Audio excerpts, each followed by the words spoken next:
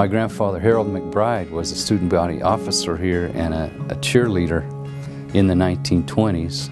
And then both of my parents came to school here in the 50s. And so I knew about EAC somewhere in the back of my mind, but I think the first clear memory I have of EAC was actually in Flagstaff. One summer, some of the coaches from EAC pulled up in front of our house in an old gray panel truck with a Gila monster painted on the side. It seems like it was Lad Molyneux and Jess Pease, and maybe Dalton Overstreet. And that's really the first time I remember learning about EAC as a place. I was probably 8 years old. When I made a transition into college, I started at Mesa Community College, and it was just like somebody turned the lights on. It was a wonderful experience going to college, and then I dropped out a couple of years.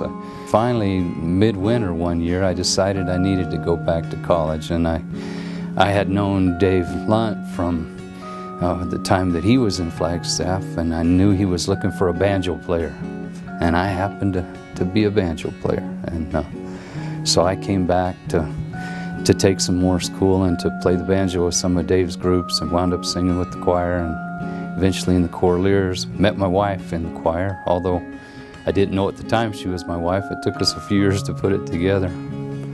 But it was a great experience. I got real close to some of the faculty. Things were a little more casual then. I remember the final exam for college algebra. Lorenzo Flake came running in the classroom. He said, "I've got to go," and he threw me a stack of tests and said, "Pass these out and put them in my mailbox when everybody's done." And we wouldn't call that a best practice today, but it worked for us back then.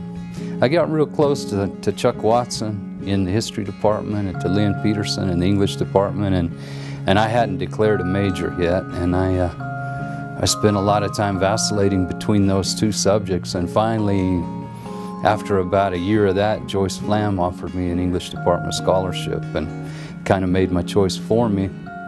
I've never regretted it, never looked back, and I really feel like the time I spent here, the things I learned here, prepared me very well to go on and study writing and literature at the University of Arizona and later at Northern Arizona University.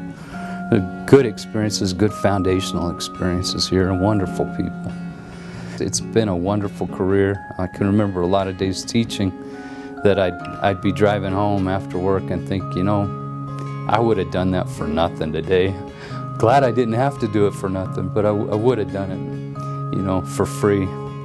It's always fun to see old students, especially maybe some of the remedial reading students that I've had over the years who were really having a hard time, but they responded well to our efforts and worked hard themselves, and it's always fun to see them around town, around the state, and a very fulfilling experience. That part of my career, I think, was maybe the single most fulfilling thing I did, was to work with people who were struggling and help them get over the obstacles that were in front of them.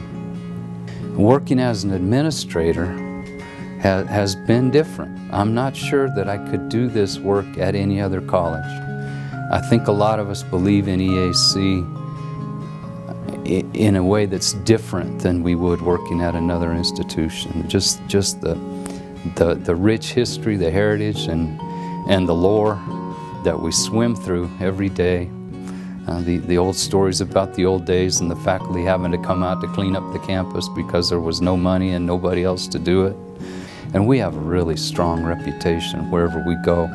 We feel like these improvement efforts that we're making continuously, that we really are at the cutting edge in some areas. And I think it's unusual for a college of this size to have the resources we have and the tradition that we have, and multi-generational alumni, good starts for almost any field you'd like to pursue, good workforce development programs, really strong ties with the community and with the region. And it is really a place unlike any other. I'm Mike Crockett, and I'm a fighting Gila monster.